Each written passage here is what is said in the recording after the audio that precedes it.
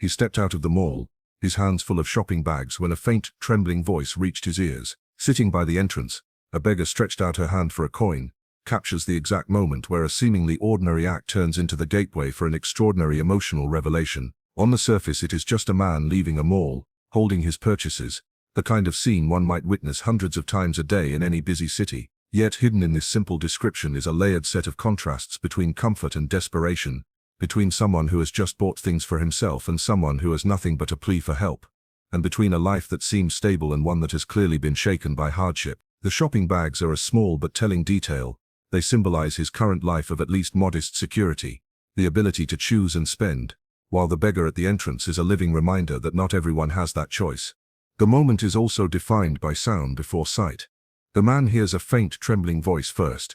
This choice of description is important. It means that before he even sees the beggar, something in the tone of her voice registers with him. The voice is not described as loud or aggressive, but fragile and uncertain, which might evoke an instinctive reaction of compassion or curiosity. In writing, having sound precede vision often gives the moment a more personal, intimate quality, because the voice slips past the guard of visual impressions and goes directly to the emotional sense. It is as if the story wants us to feel that this moment was meant to break through his routine. When he sees her sitting by the entrance, the physical positioning is symbolic too. An entrance is a threshold, a boundary between two worlds: the inside of the mall, brightly lit and filled with consumer goods, and the outside, where cold, hunger, and uncertainty exist. She is literally positioned on that edge, not inside the world of comfort, not fully part of the flow of people, but clinging to the chance that someone might cross the boundary and acknowledge her. This image almost works like a visual metaphor for how society itself operates. Those with privilege pass in and out, sometimes noticing, often ignoring those who remain stuck outside. Her simple gesture, stretching out her hand for a coin, is loaded with meaning. It is a universal sign of need, but it also strips away all pretense. In that moment, she is reduced to the most basic form of human request, asking for sustenance. The stretched hand could also be seen as a quiet act of courage. It is not easy to expose your vulnerability to strangers, to silently admit you have nothing and hope someone will care enough to respond. From a narrative perspective, it sets the stage for a moral choice. He can pass her by, as many do, or he can stop and engage. This single gesture puts both the character and the reader in a position to reflect on their own possible response. What is especially compelling about this first keynote is how it sets the emotional atmosphere without revealing too much. We are given just enough detail to feel the tension between their worlds, but not enough to understand the history that will soon come to light. This is crucial for building suspense. The story could have immediately told us who she is to him, but by starting here, just a man, a beggar, a shopping bag and a voice, it lets the reader's mind wander. Perhaps she is a stranger, perhaps not. Perhaps he will walk away, perhaps not. This uncertainty is what makes the moment stick. On a deeper level, the keynote quietly comments on human perception. When people leave a mall, they are focused on their purchases, their schedule, their next destination. Street beggars, sadly, can fade into the background as part of the urban landscape, noticed only in passing. Yet here, the act of noticing becomes the entire point. The faint voice is the crack in the noise of everyday life, forcing him to turn his head and truly see her. Without that, the story could not unfold. In a way, this is a reminder of how profound moments often begin with something as small as a sound breaking through the constant hum of life. The choice to open with an outward action rather than an inward thought also makes the scene more immediate. We do not start inside his mind, but with something happening in the real world. This allows readers to step into the scene alongside him, to feel the cool air outside the mall, to imagine the hum of conversation behind glass doors, to see the contrast between the bright shop windows and the worn clothes of the woman sitting at the threshold. It's a cinematic opening, visual, auditory, and emotionally charged. Ultimately, this first keynote is about the collision of two realities. One person's day of shopping meets another person's day of survival. That collision will soon reveal a shared past, but before we know that, we are left with a vivid image.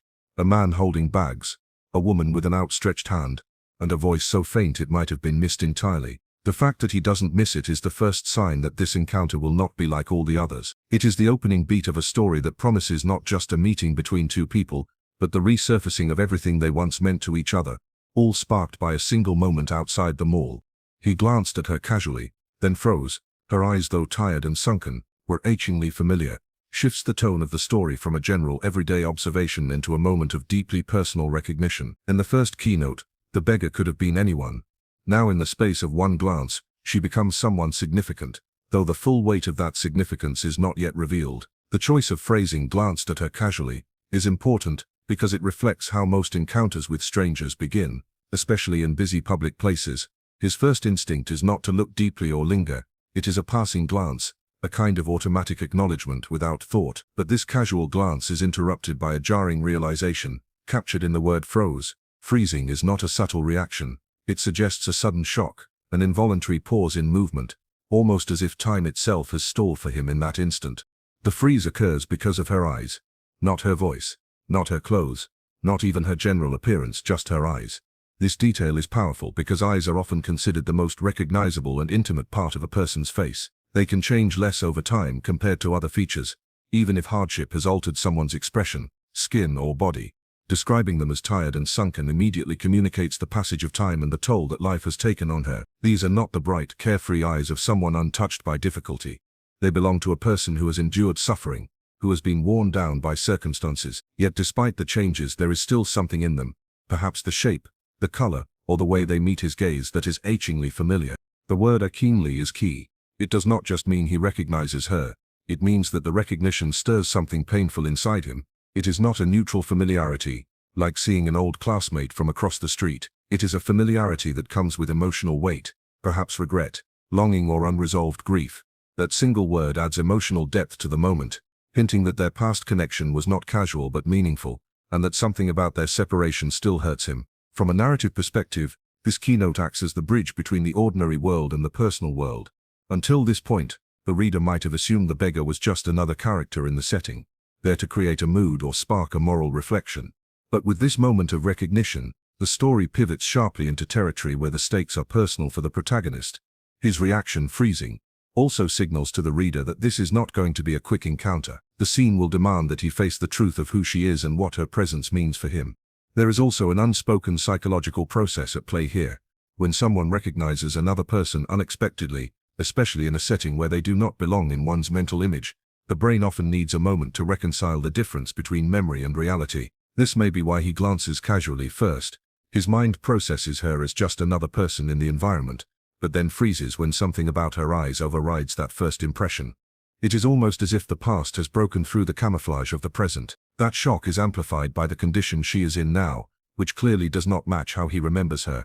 Visually, the scene is powerful because the eyes are not only the source of recognition, but also the place where both the past and the present are visible at once. The tiredness speaks to her current hardships, while the familiarity speaks to the shared history. This duality creates an emotional tension. He is looking at the same person and yet not the same person. The eyes connect these two truths, making the moment deeply human and relatable to anyone who has ever encountered someone from their past in unexpected, altered circumstances. The brevity of the sentence structure in this keynote also works to its advantage. He glanced at her casually, then froze. The pause created by the dash mimics the pause in his own motion and thought. It forces the reader to stop for a beat before moving on, replicating the suddenness of the recognition. The follow-up sentence is descriptive but still concise, focusing tightly on the feature that triggers his realization. This economy of language makes the moment sharper and more impactful, allowing the emotional weight to land without being over-explained. In essence, this keynote marks the story's turning point. It is where the man shifts from being just another passerby to someone personally invested in what he is seeing. The casual world of errands, purchases and routine has been interrupted by the unexpected re-entry of someone from his past, disguised by hardship but still carrying the unmistakable markers of who she once was. The frozen moment becomes a silent space where recognition blooms alongside disbelief, and where the audience is left wondering not just how he knows her, but how she came to be sitting on the cold ground outside a mall, reaching out for coins. The scene becomes a doorway, inviting both the protagonist and the reader to step through into the shared history that lies behind those achingly familiar eyes. Memories flooded back. She was the girl who had once promised forever, yet vanished from his life without even a goodbye, is the emotional core of the story's revelation. This is the moment when the vague familiarity from the previous keynote crystallizes into certainty, and with it comes the full force of their shared past. The words "memories flooded back" immediately convey an overwhelming, almost involuntary rush of recollection. The use of flooded suggests something sudden and unstoppable, as though a dam in his mind has broken. It's not a gentle remembering, it's an inundation of images, emotions, voices, and sensations from a time he thought was behind him. This is a common human experience when we unexpectedly encounter someone significant from our past. The mind does not neatly retrieve one memory at a time, but sends a torrent of associations all at once, each layered with the feelings they carried. The second sentence gives that flood its focus. She was the girl who had once promised forever.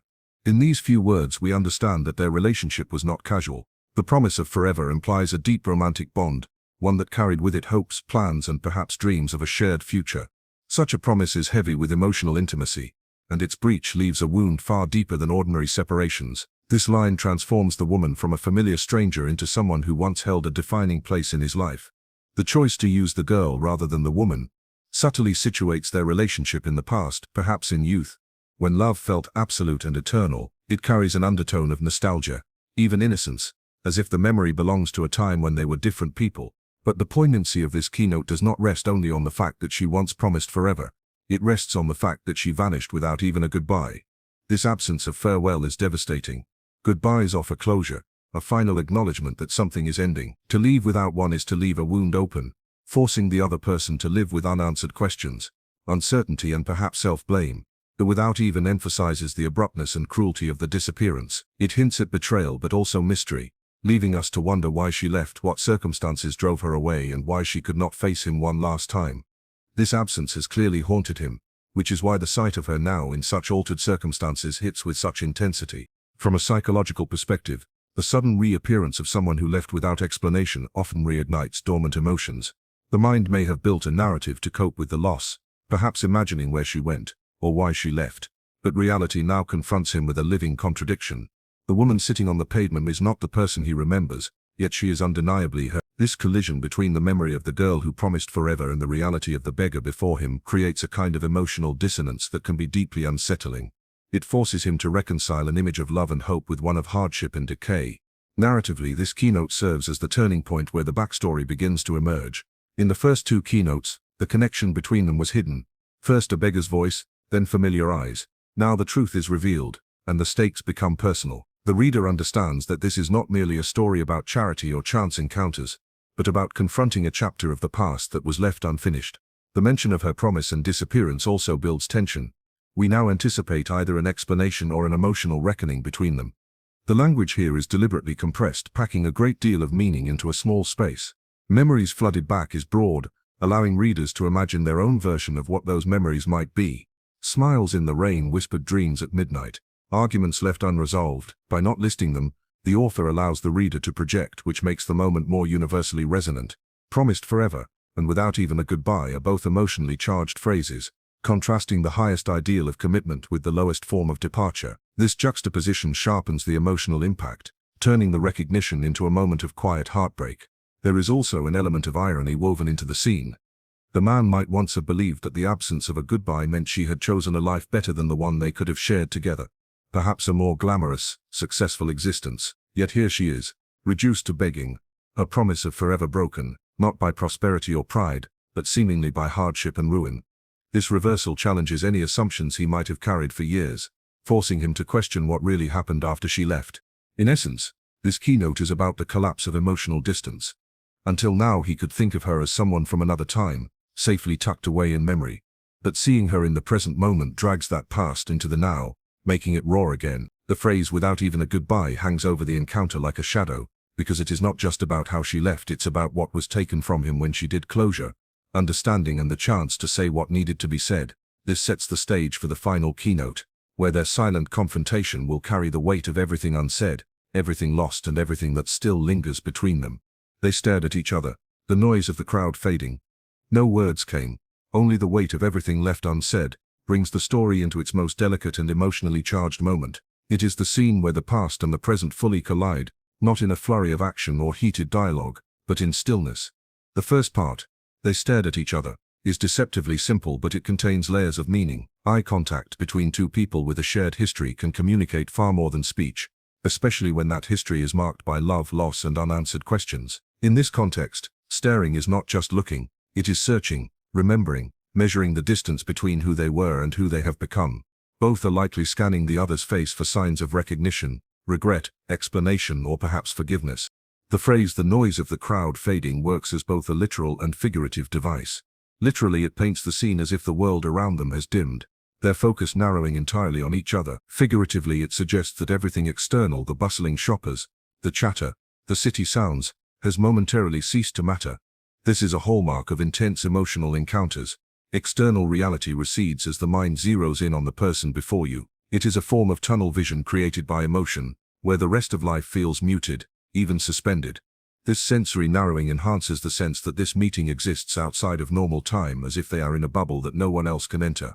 The second sentence, "No words came, only the weight of everything left unsaid," is where the emotional intensity peaks. The dash here is important. It represents the pause between what might have been spoken and the silence that follows. Silence in such moments is rarely empty. It is usually crowded with memories, questions, accusations, and longing. Everything left unsaid is a powerful phrase because it encompasses not just what could be said in the moment, but all the conversations they never had in the years apart. It contains the explanations never given, the apologies never spoken, the confessions never made. The weight of this silence suggests that speaking might be impossible, not because they have nothing to say, but because there is too much to say, and none of it can be neatly contained in words. From a psychological standpoint, silence in reunions between estranged individuals often comes from a mix of shock, hesitation, and fear of reopening old wounds. In this scene, the silence also reflects uncertainty. Does he confront her about the past? Or does he acknowledge the obvious pain of her present? Does she explain her disappearance? Or does she accept that too much time has passed for explanations to matter? Their mutual stare becomes a stand-in for all these unspoken dilemmas, locking them in a kind of suspended confrontation. Narratively, this keynote serves as a restrained yet powerful climax. Many stories might resolve such a meeting with a burst of dialogue, a tearful embrace, or a dramatic outburst. Here, the choice to let silence dominate instead makes the moment more poignant. It invites the reader to feel the emotional tension rather than be told about it. By withholding verbal resolution, the scene mirrors real life, where some encounters never get the closure we expect. This also leaves space for the reader's imagination. Each person can project their own version of what might be going through the characters' minds. The imagery is intimate but not sentimental. The noise of the crowd fading is a classic cinematic technique, one we might see in a film where the sound drops away to emphasize the emotional isolation of the characters. It signals that nothing else in the environment matters in this instant. This narrowing of focus makes the silence between them more noticeable, almost tangible. Silence becomes not just an absence of sound but an active presence, pressing down on both of them. There's also a quiet symmetry in how the story began and how it ends. In the first keynote, the moment began with a voice faint, trembling, and unexpected, pulling him into the encounter. In the last keynote, it ends with no voice at all, just shared silence. This shift from sound to silence mirrors the emotional arc. At first the encounter was external, initiated by her plea for help, but by the end it has turned inward, resting on unspoken truths rather than spoken words. It's a poetic way to close the circle.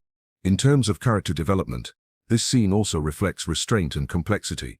If either character had reacted impulsively, speaking too soon, accusing or explaining, the emotional atmosphere might have shattered. By doing nothing but looking, they are allowing the moment to breathe, even if it is uncomfortable.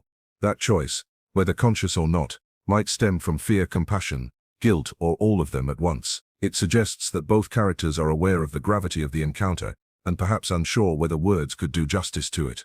Ultimately, the fourth keynote is about the kind of communication that happens without language. The stare is the message.